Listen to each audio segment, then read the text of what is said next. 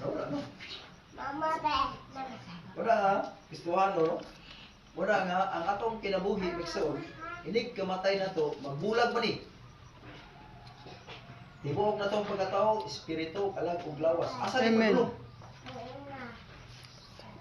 Dili sa Ecclesiastes 12, versikulo 7, no?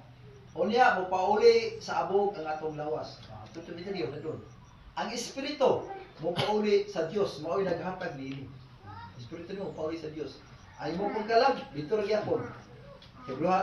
Gipadayag sa 9, kuan sa Dios, pauli. Hindi na to pwede nga ampuan. Kay ang kalag ko, namatod pa sa kong libasa, Job 12:10, nasa kamot sa Ginoo. Amen. Kung nagana sa kamot sa Ginoo ang kalag, hindi na pwede nimo ampuan. Ang Diyos na magbuot na, no? Kung ampuan pa rin mga maluwas, na sa ito pagamanan pa sa Ginoo. Nana ang atong sistema na Amen. Kuhan nga, kanang tanang pabitaw niya to, kanang nagputang, dili na wala na ta anak. Mato ka dito. Kaya sa kong ibasa, ang maayong tao, pag mato ta sa misteryo, dili tayong bawalan nga dito mato. Amen. Mato bitaw, no? O nanay ko tao, wala. Pwede rin ko dyan, no? O salamat sa Ginoo, matong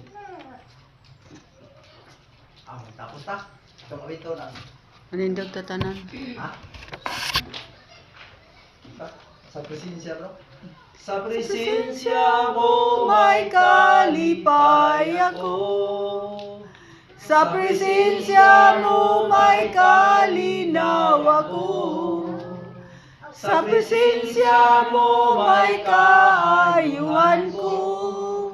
Kinabuhi ko ihalad kanimo. O Ginoo, Daigon ko ikaw, Ginoo.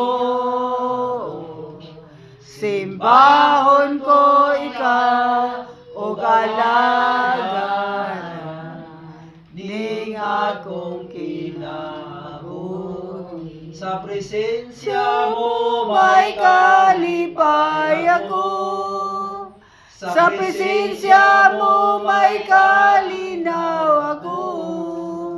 Sa presensya mo may kaayuhan ko. Kinabuhi ko ihalad kanimo. O Ginoo, Daigon ko ikaw, Ginoo. Simba